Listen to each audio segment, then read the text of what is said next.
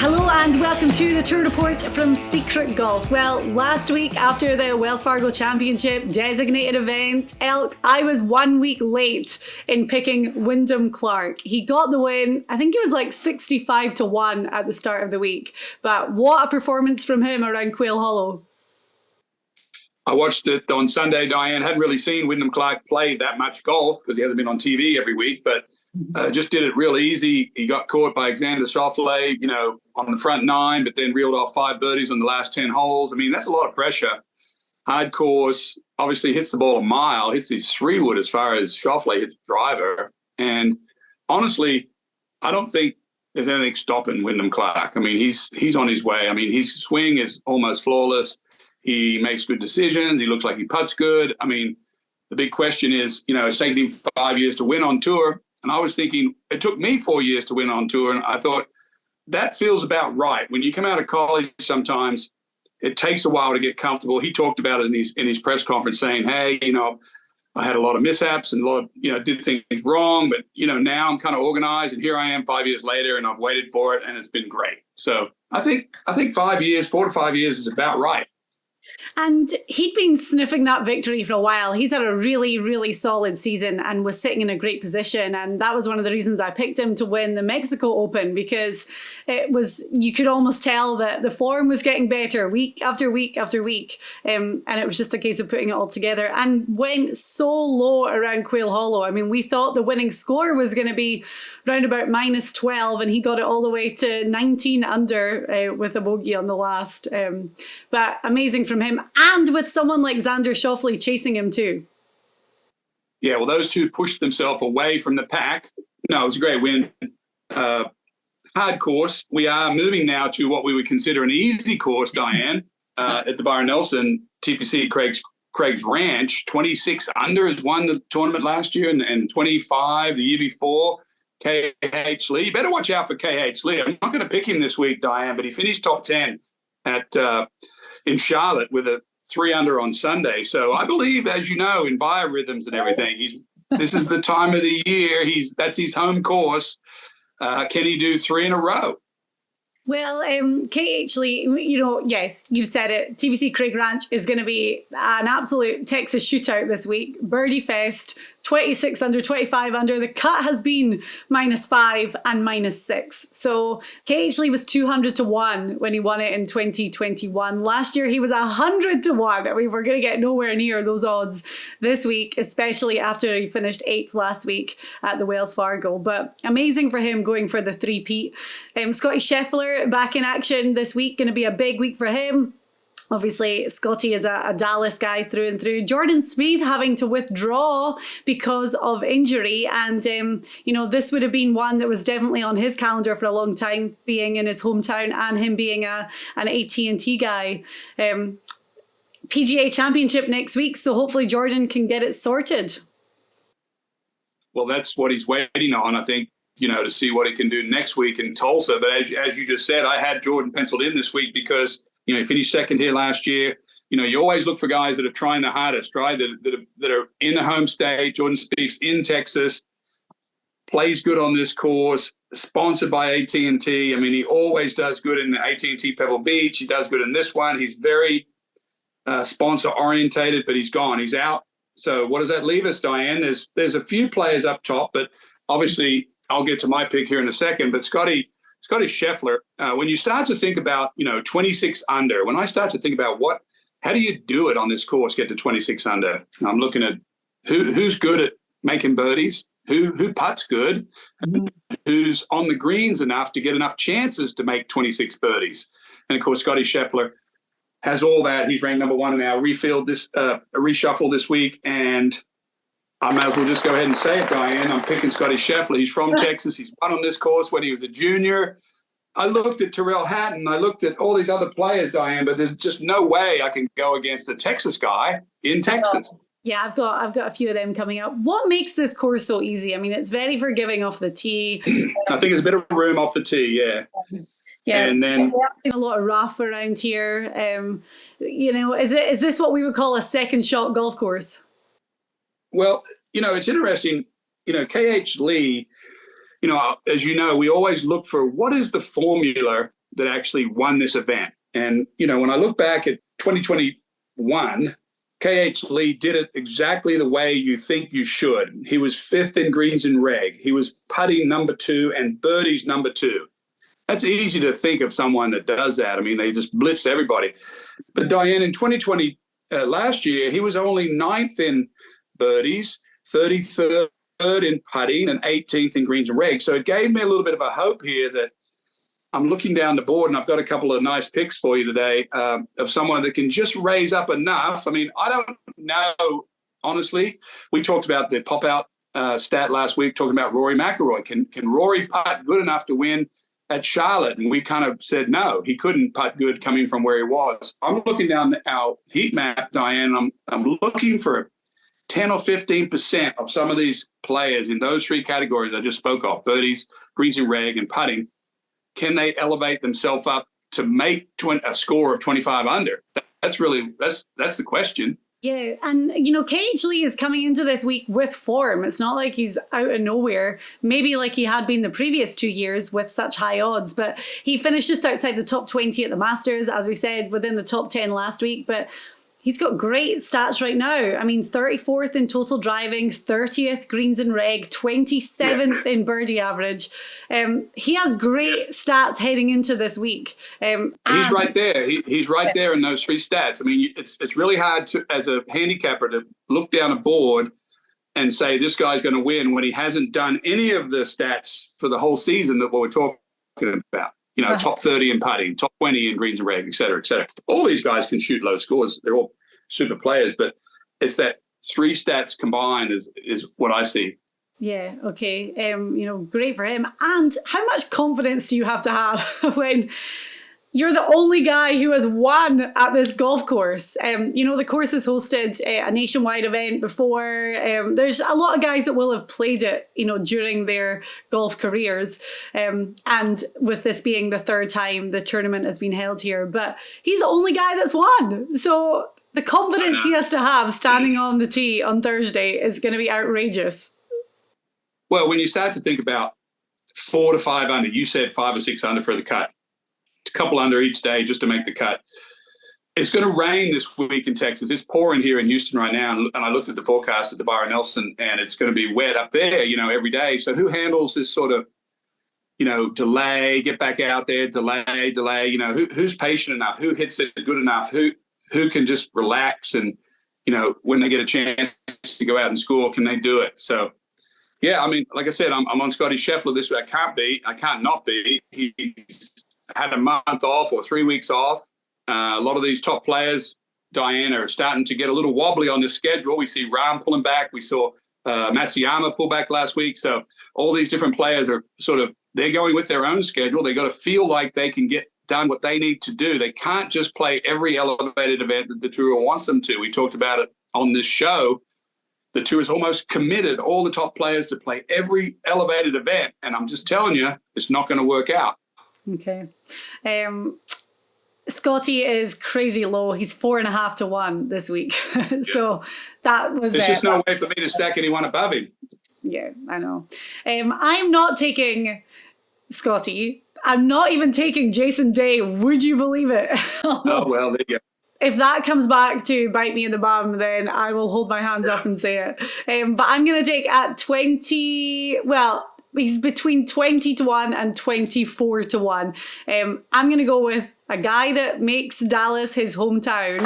Tom Kim is going to be my pick this week for the AT&T Byron Nelson. Now, he had such a hot start to his PGA Tour career. I mean, he had 2 wins in 2022. One of them was in the fall schedule for this season. But he hasn't had a top 10 by himself since January at the American Express. Top 10 at the Zurich, obviously the team event. But maybe he kind of slowed down a little bit. People had set very high expectations after what they saw from him and what they saw at the President's Cup when he was almost the hero superstar of the international team. But Tom Kim this week, as I said, he's playing in his hometown. He's the straightest hitter on tour right now. It's not going to matter too much this week, as we said, off the tee, extremely forgiving. But his greens and regs stat, his approach stat, he can make birdies in abundance. And when I was looking down the list, I'm looking at guys, can they get to 25, 26 under par? Tom Kim, yes, to me, there's no doubt about it. Just got to have a good putting week for Tom Kim. And I completely see him being in contention. So, I found him at 24-1. That was the highest, but I'm going to pick Tom as my outright favourite this week. Jordan Spieth's buddy, and I'm sure with Jordan not playing, he's given him a few pointers.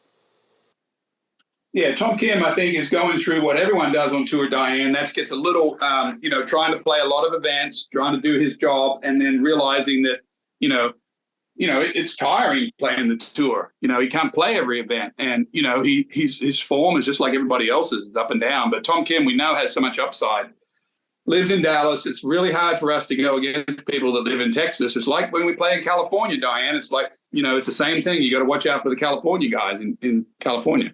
And his numbers are so good. I said that his season's been a little bit slower than maybe we would have anticipated, but he's 13th in total driving, 11th greens and reg, 5th in scrambling, 15th in birdie average. I mean, it doesn't really get much better than that. As I said, the putter's maybe the one club that hasn't been as good as it had been. He's 69th in putting average right now.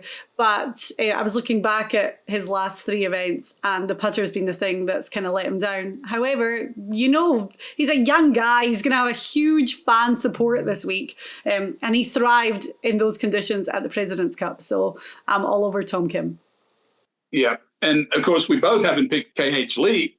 He could, Diane, he's probably playing the best golf of anyone in the field. Yeah. There's no one above him, I don't think, from the Charlotte tournament playing this week. And he was 8th last week and has won this tournament 2 times in a row. So I think someone reminded me yesterday that who was the last person to win 3 in a row on tour at the same event? And they counted by saying, I think it was Tiger who won 7 in a row at Bay Hill or something. So thinking about Tiger Woods winning 7 straight events, Diane, is pretty daunting. But three in a row would be impressive from KH Lee. I'm not picking him, but he's done it a couple of different ways, as I spoke of. He's blitzed the field with good swinging, good playing, and he's done it sort of with a more, moderate approach of being just good in those 3 categories. We know for sure that if it's going to be a low score, 25 under, Diane, we have to get a lot of opportunities in greens and reg. We have to putt good, pitch the ball good, and make a ton of birdies. Well, we'll move on to our ones to watch. These are guys at slightly higher odds. I actually don't know who you're going with. You did throw out one name, and he was a guy that I was going to pick. Have you got him for this category? I'm looking at my one to watch, Diane, as someone that's coming off a little bit of a break. I'm looking at Hideki Matsuyama, who I think he was injured. Maybe he might have just said he was not coming to one of the elevated events, but had a little bit of problem putting early in the season. He's thinking about Oak Hill next week, Diane, in Rochester, New York. But this week, he finished 3rd here last year. I don't know what it is about this course and the Asian contingent, Diane, but they seem to do really well here. I don't know if it's the food they have in the locker. I don't know what it is, but anytime I get a guy like Matsuyama who's coming off like a 3-week break, I guarantee you he's ready to go. He's got everything sort of fixed up, whether it's his putting or whatever, but he can shoot low. And when I look at the board, I looked at Hatton, I looked at Hoagie, I looked at Seamus Power, Taylor Montgomery, all these guys, and I can't push them up over Hideki Matsuyama. Okay, as you say, big break. Did he have surgery? Did he have to have some sort of rehabilitation on an injury? Don't know. I don't know why I'm thinking that. But anyway, if he's coming back the week before the PGA, he's obviously feeling fit and healthy and getting those tournament reps in at a course that he did well at before the season. Yeah, you want to go to a course where you can make a lot of birdies, right? Yeah, right. What odds are you getting for Hideki? I think I got him at 22. That's good. Yeah, that's really good. Okay. Yeah. Excellent. My one to watch is 150-1. On your one to watch? Yeah, so I'm going all out this week with the whole Texan theme. And this guy, it doesn't get any more Texan than Ryan Palmer. We know him well. We know his game well. he holds the course record at TPC Craig Ranch. So he not only knows the course, but he finished 5th here last year. So he's going to walk on with some good memories. I remember last year, I think I had him as one of my picks last year, and he finished within the top 5, so that was nice. However, he's not having a great season at all. He's 186th in the FedEx Cup standings. However, he did play well last week at the Wells Fargo, and the 2 stats that improved for him were his approach and his putting, and those are going to be important stats this week. So maybe this is a little bit of a heart pick because Ryan is a Secret Golf contributor and we always want him to do well. But I think back on familiar ground, if there was ever a week that he was going to have a little bit of a spark and maybe propel the rest of his season, then this would be it. So at 150 to 1, my one to watch is Ryan Palmer. Wait till you see my dark horse. If my outright, if my one to watch is 150 to 1. So your dark horse was my pick, and I've switched it because I don't want us to have the same pick. And you claimed him first this week, so I'm letting you take it.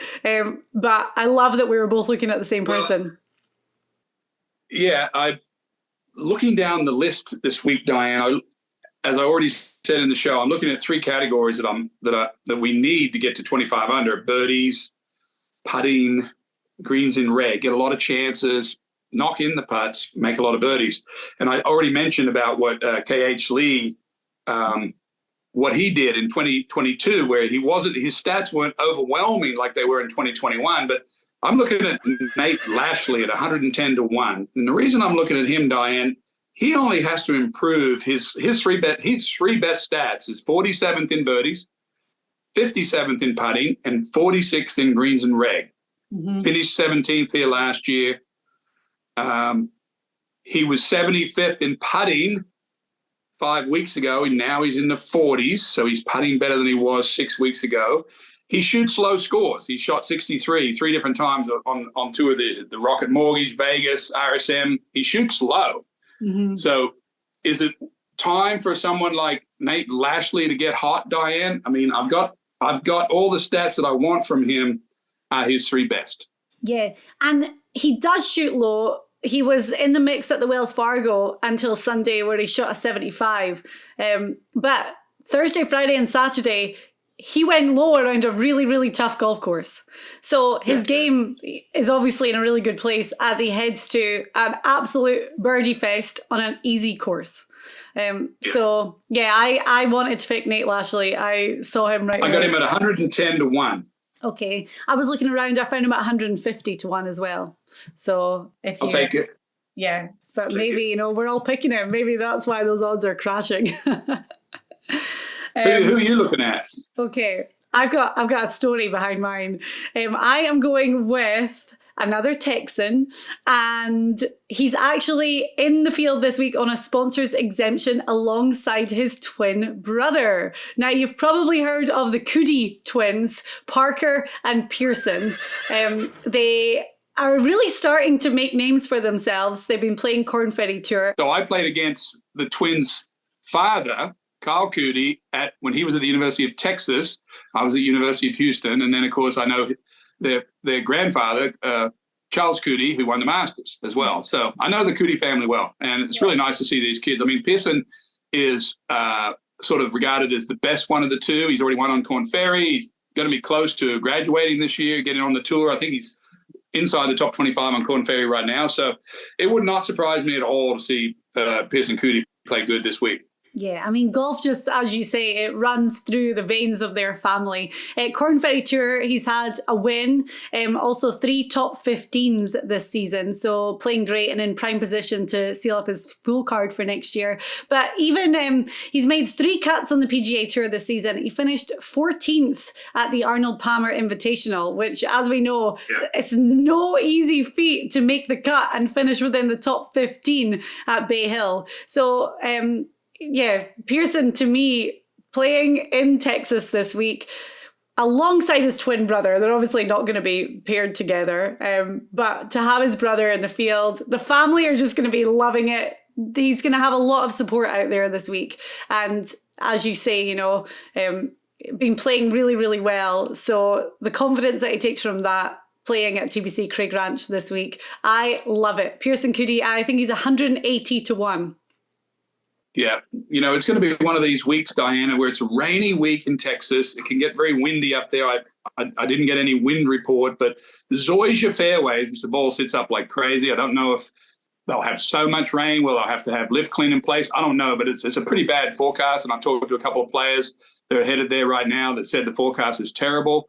Yeah. However, when they get a chance to get out on this golf course, you've got to make birdies. And what happens in a tournament like this, Diane, all the players know what the scores are going to be. So they shoot at everything. And if the greens are soft because of rain, I don't think the scoring is going to change. I think it's going to be just as low because the players will be able to actually pinpoint the irons and go right at it, try to get in there tight. And the weather really is the only course defence around here. As we said, it does play easy. We saw terrible weather. It was a couple of years ago. 2 years ago, yeah. They were out with the squeegees and so much rain. Yeah. It was stop-start. And KH Lee said that, he really kind of capitalised on that. And, really, he was so dialed in, obviously, to get to 26 under and win.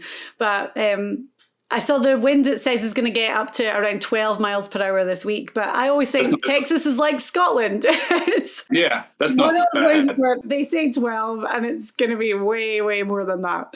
It's going to be hot. It's going to be 80s, in the 80s, so perfect. Not like Scotland in that sense.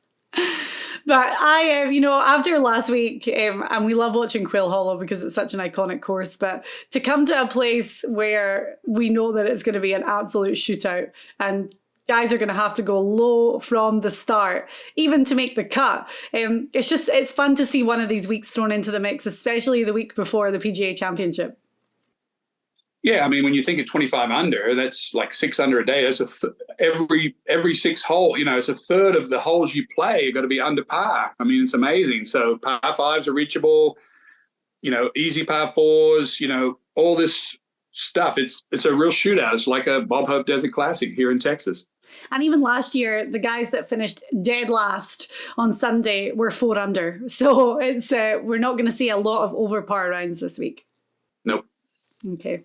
All right. Good picks. I like it because, you're taking Scottie Scheffler at the top. I've got Tom. I have to. Someone has to. How can you not? Right. And then next week, as we said, we're off to Rochester, where, by the way, the weather forecast also looks terrible for the PGA Championship, second major of the year. Elk, this is your major. So we always love talking about it. Yeah, next week's a great course. This is a course where Jason Duffner won the 2013 PGA, where he shot 63 in the second round up there. It's a different time for him now. He's sort of on the backside of his career a little bit, but it'll be interesting. Sean McKeel, we saw hit that shot on the 18th hole to an inch away to win for him. We saw Curtis Strange win his second U.S. Open at Oak Hill. Saw Lee Trevino win his U.S. Open there in red socks with a red shirt on in like 72. A lot of history at Oak Hill, and it's going to be great. Yeah, well, we'll dive into the history next week. We'll talk about your PGA Championship victory, of course, and then have a look at the field for the second major of 2023. But this week, thank you for listening. Thank you for watching us, and enjoy the AT&T Byron Nelson at TPC Craig Ranch. The SG Tour Golf Gaming app, the place for you to compete and win cash on PGA Tour events. The SG Tour is a golf experience like no other, with games designed by golf professionals. You can play single-day games and tournament-long contests each week. It's easy to get involved. Join or create a game for you and your buddies. Pick 4 players and follow along with the action. And if you need some help with your picks, we've got you covered with our weekly handicapping show, The Tour Report, and exclusive content with our PGA Tour players. Join the fun and win money on the SG Tour, available in the App Store.